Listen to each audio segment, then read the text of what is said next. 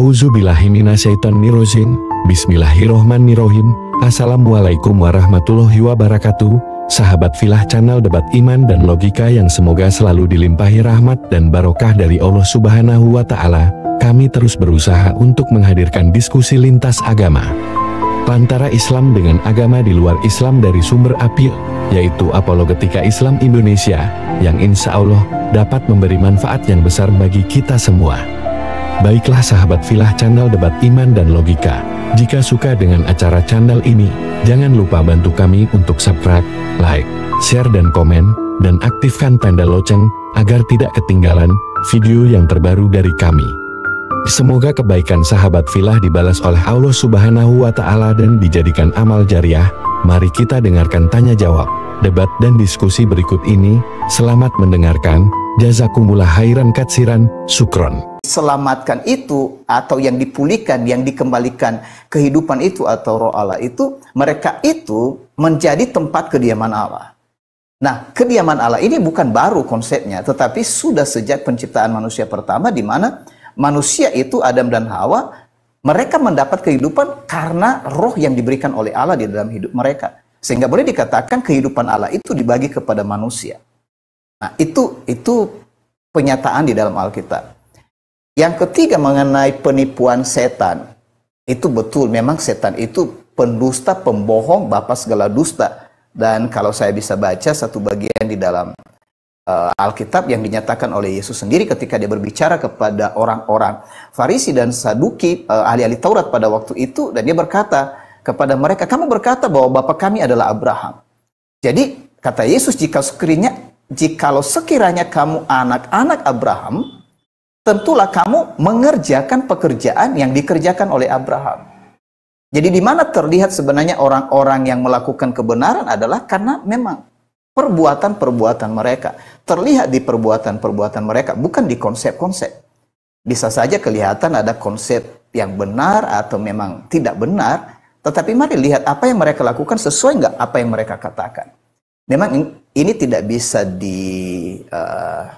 boleh dikatakan digeneralisir aja, Bang Suma. Misalnya kita katakan orang kelompok A, agama B dan sebagainya, begini yang mereka lakukan, karena bisa jadi mereka di dalam status agama itu, tetapi mereka hidup berbeda gitu kan. Jadi misalnya tadi Bang Suma berkata, ya pastor pasti, karena termasuk saya digelar di sini sebagai pastor, pasti melakukan pekerjaan-pekerjaan pastor lain. Bisa saja berbeda Bang Suma dan teman-teman. Nah jadi itu sebabnya dikatakan Yesus bahwa kalau kamu berkata kamu keturunan Abraham, tentu kamu melakukan pekerjaan-pekerjaan yang dilakukan oleh Abraham. Salah satu yang ditunjukkan Yesus bahwa kamu tentu tidak akan bersifat sombong, arogan, atau membunuh. Loh, kamu ini sifatnya membunuh, mempersalahkan. Jadi orang-orang Farisi itu kan pekerjaan mereka menyerang Yesus terus, dan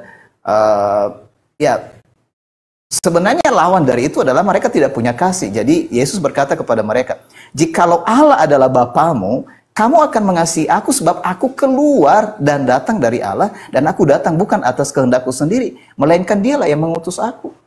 Jadi di sana sebenarnya kita bisa mengerti bersama-sama bahwa kesaksian dari Alkitab menyatakan bahwa memang Yesus itu datang dari Sang Bapa dan Dia bukan Sang Bapa itu. Itu harus dihargai, penyataan itu nggak bisa diubah.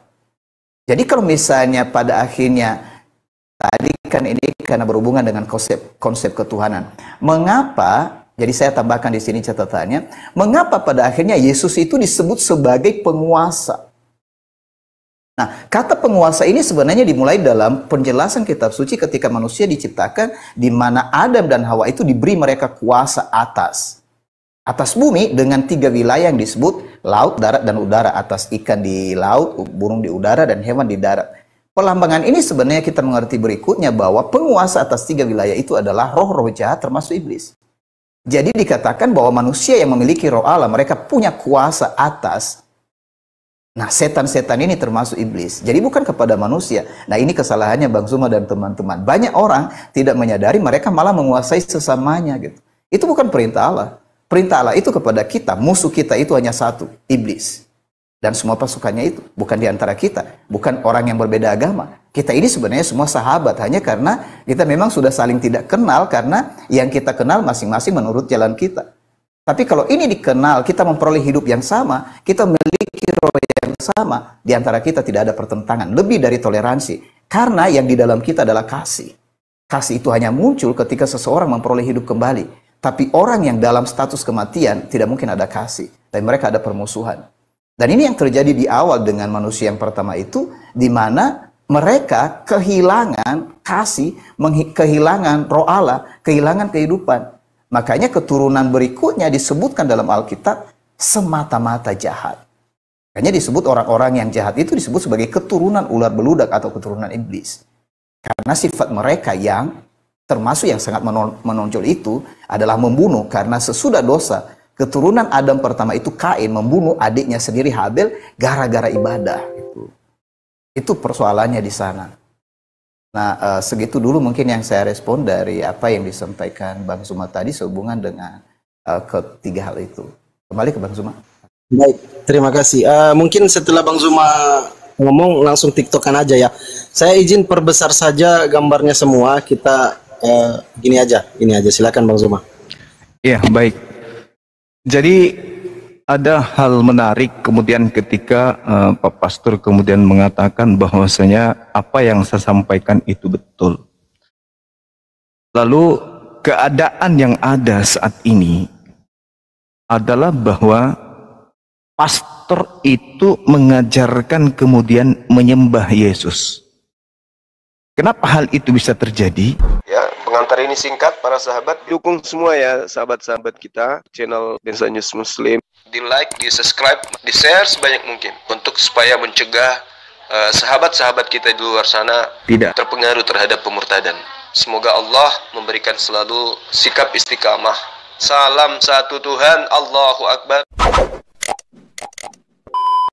Oh hegenos esos theos herpakmes, melainkan dia mengosongkan dirinya. Nah ini nanti dikatakan bahwa ketika dia adalah Tuhan, Theos, tidak mempertahankan, melainkan mengosongkan dirinya. Mengosongkan diri di sini artinya melepaskan keilahian, melepaskan ketuhanannya, lalu mengambil daging, lalu sama seperti manusia, lalu rendah dari manusia, taat hingga mati di atas tiang salib. Nah inilah yang diterangkan oleh Al-Quran. Apakah engkau mengajarkan kepada mereka untuk mengatakan bahwa dirimu itu adalah Tuhan selain daripada aku? Nabi Isa mengatakan tidak. Aku tidak pernah mengajarkan apa yang bukan hakku untuk aku katakan. Nah sekarang permasalahannya kalau Pak Pendeta berbicara mengenai roh iblis dan seterusnya. Dari awalnya aja sudah keliru. Karena Nabi Isa mohon maaf ini saya harus berbicara mengenai skala Islam juga supaya saya tidak disebut satu arah. Wa iskala Allahu ya Isa bin Maryam a anta qulta linnas, apakah engkau yang mengajarkan itu? Kata Nabi Isa tidak. Nah, terbukti di dalam Al-Qur'an surah As-Saff, wa iskala Isa bin Maryam ya bani Israel inni rasulullahi ilaikum musaddiqan lima baina yadayhi minat Taurah wa mubasysyiran bi rasul ya'ti min ba'dihi ismuhu Ahmad. Jadi Nabi Isa menerangkan, aku menjelaskan Taurat, aku menguraikan Taurat, bahwa Taurat itu adalah hukum yang harus dipraktekkan dalam kehidupan, tidak boleh dibatalkan kemudian. Makanya dikatakan, aku tidak berkata dari diriku, yang aku katakan adalah apa yang difirmankan oleh Bapa kepadaku, dan firmannya itu kekal, firmannya itu hidup. Maka aku mengatakan apa yang diperintahkan. Nah sekarang mana perintah Tuhan kepada Yesus agar mengajarkan orang-orang Roma, mengajarkan orang-orang Yunani, karena mereka adalah Kristen mula-mula, orang-orang yang tidak bersunat, untuk kemudian menyatakan item-item yang digunakan oleh gereja untuk mendoktrin dan mendogma jemaat sehingga mereka menuhankan Yesus. Sedangkan roh yang datang menurut Nabi Isa dan juga menurut Yesus itu bukan dirinya, melainkan roh kebenaran yang akan berkata-kata kemudian. Apa yang dikatakan oleh roh kebenaran itu bukan dari dirinya sendiri. Coba dibaca dalam Yohanes 16 nomor 13. melainkan apa yang didengarkan kemudian oleh roh kebenaran itu yang disampaikan. Nah, ternyata menurut Yesus dalam Yohanes 16, dia harus pergi, wajib. Sebab kalau dia tidak pergi, roh kebenaran itu tidak akan datang. Roh kebenaran inilah yang mengajarkan kemudian, wa ilahukum ilahu wahid, la ilaha illa huwa. Roh kebenaran itu yang mengatakan itu, qul huwallahu ahad, Allahus samad, lam yalid wa lam yulad wa lam yakul lahu kufuwan ahad. Bahwa Tuhan itu tidak beranak, tidak diperanakkan. Tuhan itu tidak setara dengan apapun. Laisa kamitslihi syai', dan itu diajarkan para nabi. Jadi roh kebenaran ini menghantarkan manusia kepada kaidah kebenaran, menyembah kepada esensi yang maha suci, bukan menyembah kepada manusia yang ketika bayi berak celana, kencing di celana, tak mampu kemudian dia bersihkan dirinya tanpa ibunya. Bukan seperti itu. Karena Tuhan itu maha suci, subhanahu wa ta'ala, maha suci dan maha tinggi Tuhan itu. Maka tidak mungkin kemudian dia turun merendahkan dirinya dengan berbagai embel-embel cerita yang dibangun kemudian. Itu mustahile. Itu tidak ada itu. Kenapa? Yesus tak mengajarkan, Nabi Isa tak mengajarkan, Nabi Musa tidak mengajarkan, Daud tidak mengajarkan, semua para nabi tidak mengajarkan. Kaidahnya kemudian adalah roh kebenaran itu datang membimbing manusia kepada kebenaran. Nah, Yesus memiliki pesan akhir. Hidup kekal itu adalah mereka mengenal engkau satu-satunya Tuhan yang benar dan mengenal aku sebagai utusan rasul. Jadi melenceng daripada itu, pasti yang mengajarkan adalah roh jahat. Karena Yesus yang menerangkan. Ma qultu lahum illa ma amartani bi ani abudullah rabbi wa rabbakum. Tuhanku dan Tuhanmu. Bedanya aku dan kamu manusia biasa, aku nabi, aku rasul. Allah berfirman kepadaku, firman datang kepadaku, lalu aku sampaikan kepadamu. Yohanes 12 nomor 49 nomor 50. Firman Tuhan itu adalah hidup kekal. Maka aku menyampaikan apa yang diperintahkan oleh Bapa untuk aku sampaikan. Nah, mana yang disampaikan oleh Bapa kepada Yesus? Wahai Yesus, sampaikan kepada manusia agar menyembah dirimu, agar menganggap dirimu adalah inkarnasi Tuhan, agar menganggap dirimu adalah penjelmaan, teofani, dan seterusnya. Ajarkan kepada manusia. Tak ada perintah itu, tak ada. Makanya Pak Pastor, Yesus menerangkan kemudian di dalam Matius 24 nomor 15 sampai nomor 27. Bagaimana si pembinasa keji itu nanti akan mengajar kemudian manusia, menyesatkan manusia dengan mengawali bahwa dia mengaku bertemu dengan Yesus di padang gurun, bertemu dengan Yesus di dalam bilik. Kata Yesus, jangan kau percaya, sebab kedatanganku yang kedua nanti seperti kilat yang menyambar dari timur sampai ke barat. Begitulah kedatangan Yesus yang kedua kalinya. Jadi orang yang mengaku ketika ke Damsyik bertemu, siapakah engkau Tuhan? Jangan kau percaya, kata Yesus. Menulis 13 buku, Roma, Filipi, dan seterusnya, jangan kau percaya, kata Yesus. Nah, itu makanya Pak Pendeta, saya mengatakan bahwa Al-Quran, kami menolak ajaran Kristen, Yesus juga menolak ajaran Kristen, dan itu bisa saya buktikan. Matius 7 nomor 22 sampai nomor 23. Orang yang memanggil Yesus Tuhan, bermujizat pakai nama Yesus, bernubuat pakai nama Yesus, mengusir setan pakai nama Yesus. Apa kata Yesus? Aku tidak mengenal kamu, enyahlah daripadaku, kalian semua adalah pembuat kejahatan. Jadi jelas roh-roh yang ada pada diri Kristen itu, mohon maaf, itu adalah roh jahat. Itu roh jahat. Kenapa? Karena diusir oleh Yesus. Kalau yang ada dalam diri Kristen itu adalah roh kebenaran, mustahil Yesus mengusir. Karena Yesus mengatakan, mengawali ucapannya, waspadalah kepada nabi-nabi palsu yang akan datang kepadamu, dari buahnya kau akan mengenal mereka. Bukan setiap orang yang berseru kepada aku, Tuhan, Tuhan, akan masuk ke dalam kerajaan surga, melainkan dia melakukan kehendak Bapakku yang ada di surga. Nah, atas kehendak siapa Kristen menuhankan Yesus? Atas kehendak siapa orang Kristen ibadah hari Minggu? Atas kehendak siapa orang Kristen makan babi, tidak bersunat? Kehendak Bapak? Bukan. Sekira begitu ya. Sementara Pak Pastor, ini kita mengedukasi aja, silahkan netizen yang menilai. Saya berharap sekali ketika Pak Pastor itu menguraikan sebuah argumentasi itu dikuatkan dengan data atau dalil. Seperti itu. Makasih.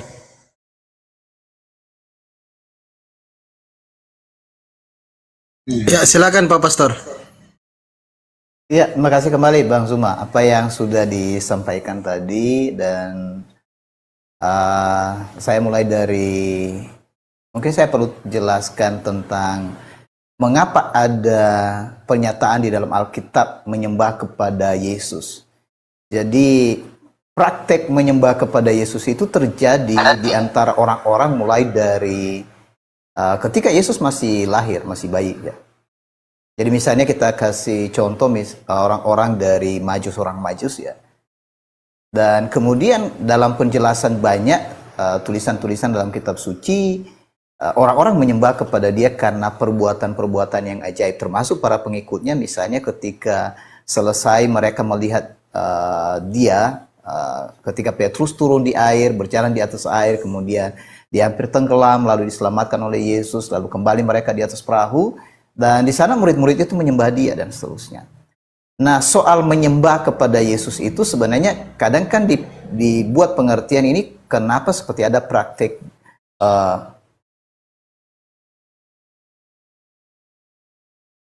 Oke, apakah suara saya kurang jelas? Bagus, lanjut Pak Pastor. Lanjut. Oke, ya, makasih.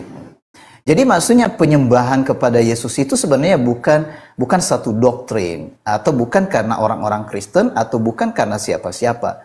Melainkan itu memang sikap yang spontan dari setiap orang yang mengalami sesuatu pada waktu itu.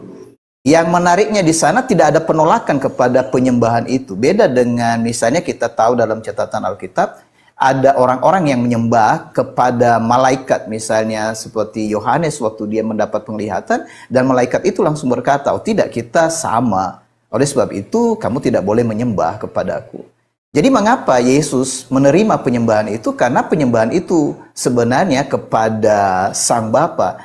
Karena sekali lagi, itu maksud mengapa dikatakan bahwa Bapa dan Yesus itu satu.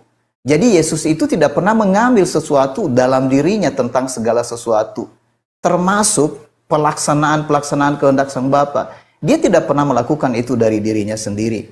Nah, mungkin ini yang seperti sangat sangat buram kepada semua orang yang melihat maksud dari catatan Alkitab mengapa Yesus disembah. Jadi mulai dari sana pengertian itu, penyembahan itu sebenarnya karena kuasa yang terjadi, yang dinyatakan oleh tokoh itu. Jadi di sana ketika Yesus disembah sebagai penguasa itu, makanya dia disebut sebagai kurios atau Tuhan, atau memang terjemahan yang dikatakan Tuhan itu bukan maksudnya Tuhan, maksudnya Allah, Sang Bapa. Itu Alkitab dengan tegas membedakan itu. Nah, jadi teman-teman yang bisa mengikuti ini penjelasan yang saya berikan sesuai dengan apa yang ada di dalam Alkitab, boleh dipelajari sendiri. Kalau misalnya mau pelajari khusus itu bisa dibahas secara detail ya. Karena ini kan kita berbicara secara global saja dan umum gitu kan. Nah, jadi sembah sujud itu adalah respon karena melihat yang datang itu memiliki kuasa dan wewenang. Nah, ketika Yesus berkata kepada murid-muridnya, segala kuasa ya dan wewenang di sorga dan di bumi telah diserahkan kepadaku, itu sebagai penegasan terakhir sebelum dia meninggalkan bumi ketika dia naik ke sorga, bahwa memang dia adalah penguasa yang diserahkan oleh Sang Bapa itu sendiri. Jadi dia bukan mengambil wewenang itu. Sebenarnya di sana teman-teman, tentang Yesus ini pertentangannya bukan antara manusia, melainkan antara iblis. Karena iblis itu adalah malaikat yang jatuh yang menginginkan wewenang dan kuasa atas dirinya. Itu sebabnya dia mau mengambil kuasa itu. Dan yang menariknya, Allah memberi dia wewenang itu seperti di bumi, dia menjadi berkuasa, jadi penguasa dunia. Nah, makanya nanti nggak bisa dibedakan orang-orang yang tidak mengenal jalan Allah, ini sebenarnya penguasa bumi ini siapa? Iblis atau Kristus? Padahal sudah ditetapkan di awal bahwa iblis itu sudah dikalahkan, dan memang sudah dinyatakan dia kalah, tapi dia menunjukkan seolah-olah dia punya kuasa. Di sana, jadi saya mulai dari situ. Dan yang kedua tentang Kristen mula-mula itu, sebenarnya mereka itu bukan Romawi atau Yunani. Mereka itu adalah orang-orang dari antara orang-orang Israel atau orang Yahudi yang percaya, dan kita bisa melihat itu catatan kitab suci, bahwa orang-orang yang percaya itu termasuk murid-murid yang pertama itu semuanya dari antara orang Yahudi. Karena memang itu rancangan Allah dan buatan Allah, karena sekali lagi yang saya katakan tadi, Allah memilih, jadi ketika dia memilih, dia mulai dari satu orang, atau dia mulai dari kelompok tertentu, untuk membawa berita itu ke seluruh bumi. Makanya nanti kalau kita bisa melihat teman-teman mempelajari apa yang dicatat dalam Alkitab, di Alkitab itu kan diberitahu bahwa Allah berfirman, dia berkata-kata, kemudian kata-kata itu ditulis, dan itu yang menjadi tulisan-tulisan dalam kitab suci. Tapi kemudian kata-kata itu ternyata ada wujudnya, dan itulah firman Allah yang hidup, Yesus Kristus, dan kemudian berita tentang Yesus Kristus itu disebarkan, itulah Injil.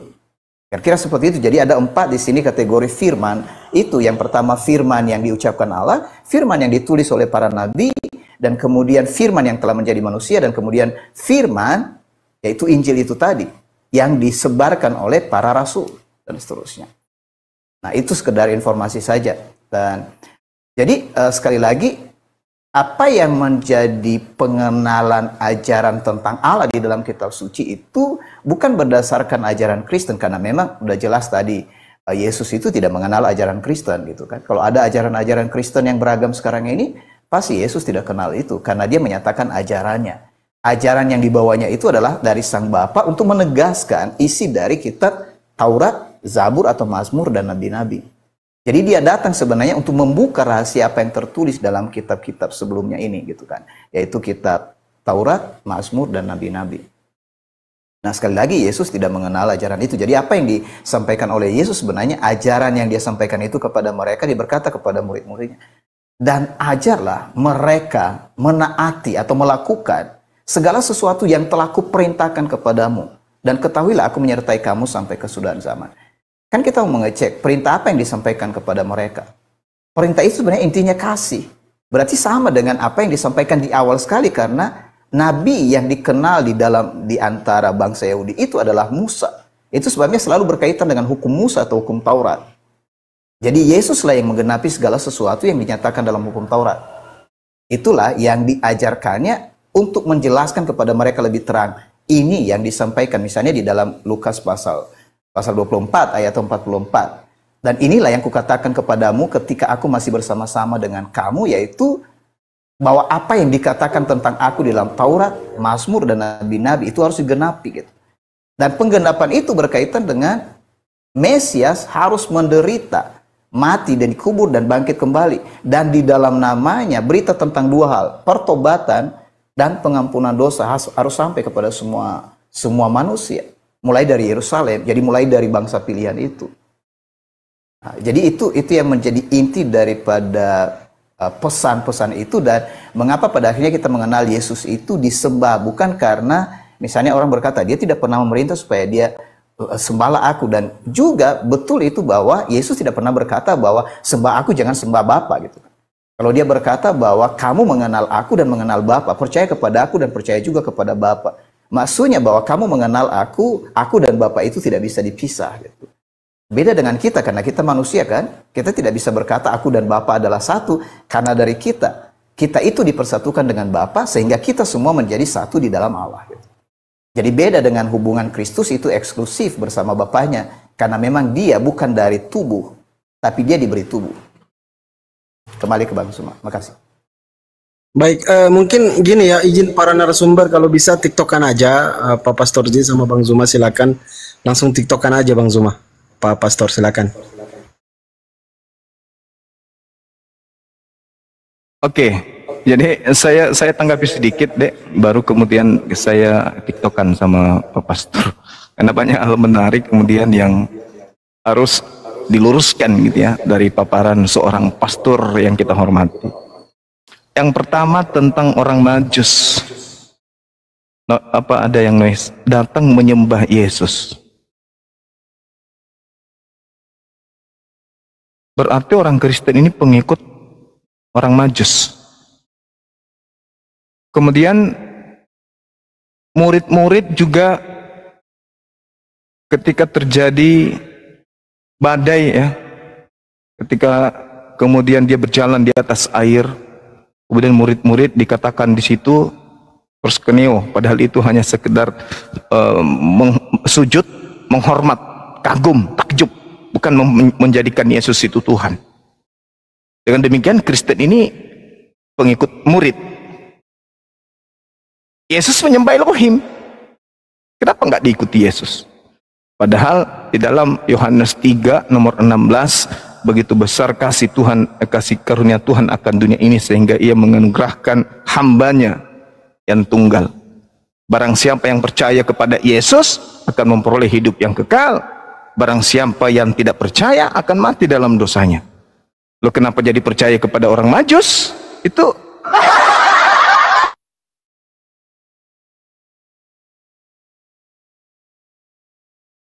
di dalam Markus 5 ada orang kerasukan roh jahat, begitu melihat Yesus tiba-tiba dia lari menyembah Yesus. Kenapa bukan itu yang dijadikan sebagai acuan? Bahwa yang menyembah Yesus dalam Markus 5 adalah orang yang kerasukan setan. Majus, orang Majus juga saya katakan kalau dia menganggap Yesus itu adalah Tuhan bintang timur, berarti dia menganggap bahwa Yesus itu adalah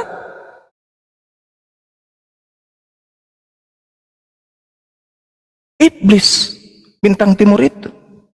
Berarti kalau demikian adanya,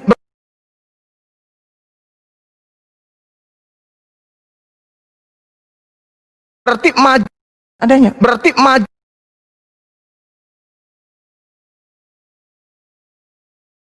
just kerasukan setan.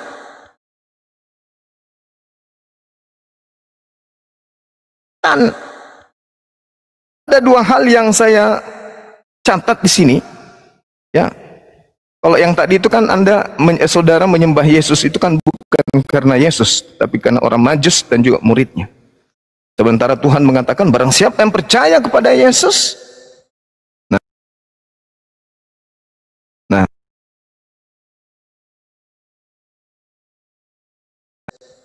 nah,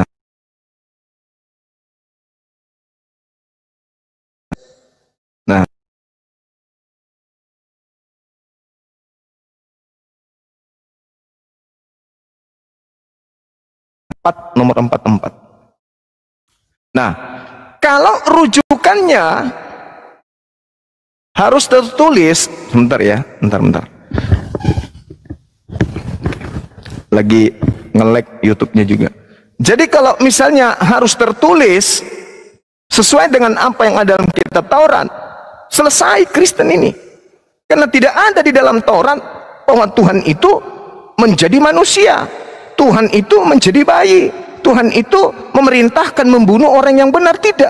Malah di dalam Taurat diterangkan di Keluaran 23 nomor 7, jangan kau membunuh orang yang tidak bersalah, jangan kau bunuh orang yang benar. Berarti Yesus tidak boleh dibunuh. Anda berbicara Amsal 6 nomor 16, 6 kekejian di dalam hati Tuhan, bahkan 7 perkara yang dibenci oleh Tuhan. Di antaranya menumpahkan darah orang yang tidak bersalah. Berarti pembunuhan terhadap Yesus itu adalah kekejian bagi Tuhan. Itu adalah hal yang dibenci oleh Tuhan. Berarti mengimani pembunuhan kepada Yesus terhadap Yesus adalah mengimani sesuatu yang dibenci oleh Tuhan. Bukan keselamatan. Dengan membunuh Yesus itu mendatangkan dosa besar, bukan keselamatan. Nah ini aneh gitu ya. Harus terjadi apa yang tertulis. Nah kalau harus terjadi berarti Yesus harus tidak disalib. Yesus harus jangan dibunuh, jangan dibalik-balik. Yesus bersama dengan Bapa. Ya betul. Oleh karena itulah dia mustahil adalah orang yang dibunuh di atas tiang salib, karena dia bersama dengan Bapa. Tetapi kalau dikatakan bersama dengan Bapa, dalilnya itu jelas. Bukan aku dan Bapa adalah satu. Karena aku dan Bapa adalah satu itu adalah artinya bahwa apa yang diterangkan oleh Bapa kepada Yesus, itu yang disampaikan Bapa kepada Yesus, itu yang Yesus sampaikan. Apa yang Bapa perintahkan untuk Yesus lakukan, itu yang Yesus lakukan. Yohanes 4 nomor 34, makananku adalah melakukan apa yang diperintahkan Bapa kepadaku. Yohanes 12:49, perkataanku adalah apa yang diperintahkan oleh Bapa kepadaku. Jadi aku dan Bapa adalah satu perintah, satu visi, satu misi. Coba Pak Pastor baca Yohanes 8. Apa yang dikatakan? Kalian menghakimi manusia. Aku Yesus tidak menghakimi manusia. Akan tetapi jika aku menghakimi, maka penghakimanku itu adil. Sebab aku tidak seorang diri. Nah, Yesus mengaku tidak seorang diri. Berarti lebih dari satu. sebab Bapa bersama dengan aku. Bukankah di dalam kitab Tauratmu dikatakan bahwa dua saksi itu sah? Akulah yang bersaksi tentang diriku dan juga Bapa yang bersaksi tentang diriku. Berarti aku dan Bapa adalah dua. Makanya dikatakan Yesus bersama dengan Bapa, tidak bersama dengan setan. Nah, yang jadi permasalahan sini, Pak Pastor, kalau orang-orang Kristen ini kepenuhan dengan roh kebenaran, kenapa orang Kristen diusir oleh Yesus? Coba Bapak baca di dalam Matius 7 nomor 15 sampai nomor 23. Waspadalah kepada nabi palsu, buahnya dapat kau lihat. Memanggil aku Tuhan, bernubuat, bermujizat, mengusir setan pakai namaku. Enyahlah daripadaku, kalian semua adalah pembuat kejahatan. Kenapa orang Kristen yang sudah sampai level mengusir setan, bermujizat, begitu yakinnya dia akan ketuhanan Yesus, begitu yakinnya dia akan kebenaran Kristen, dia mampu mengusir setan, mampu bermujizat dengan menggunakan nama Yesus. Tapi apa pembalasan Yesus? Enyahlah daripadaku, kalian semua adalah pembuat kejahatan. Kalau orang Kristen ini dalam dirinya roh kebenaran, kenapa diusir? Itulah pertanyaan saya yang harus kemudian Pak Pastor terangkan kepada saya. Karena Al-Quran kami mengatakan ya'iduhum wa yumannihim wa ma ya'iduhumus syaitan illa gurura. Orang Kristen itu berangan-angan, angan-angan kosong, dan kemudian orang Kristen itu hanya dijanjikan oleh tipuan-tipuan belaka oleh iblis. Nah, kalau Pak Pastor bisa membuktikan bahwa memanggil Yesus Tuhan, bernubuat pakai nama Yesus, bermujizat pakai nama Yesus, itu adalah orang yang kepenuhan roh kebenaran, kenapa diusir? Dan dikatakan oleh Yesus, kalian adalah pembuat kejahatan. Silakan. Ya, bisa langsung TikTok kan mungkin Pastor Z sama Bang Zuma, silakan. Iya. Oke, baik, makasih Pan dan juga Bang Zuma. Jadi ini gimana ya? Saya harus tanggapi, kalau tanggapi satu-satu jadi seperti mau apa namanya, seperti jadi debat kusir. Tapi saya sampaikan ini secara singkat aja. Sebenarnya di sana bukan orang Kristen yang diusir, melainkan orang yang tidak melakukan kehendak Bapakku. Mungkin itu garis bawahnya Bang Zuma ya. Di Matius pasal 7 ayat 21. Jadi yang diusir itu Suaranya kecil. Oh, suaranya kecil. Bagaimana ini? Ini bisa? Bagaimana host, kita bisa TikTokan aja langsung? Nggak bisa Bang Zuma, silakan langsung TikTokan aja. Mohon maaf Pak Pastor, ketika Pak Pastor mengatakan yang diusir itu adalah yang membuat kejahatan, itu kita setuju. Siapa yang membuat kejahatan itu? Ya orang yang memanggil Yesus itu Tuhan dan tidak melakukan kehendak Bapa. Nah, pertanyaan saya, atas kehendak siapa orang Kristen kemudian menyembah, mempertuhankan, mengilahkan Yesus?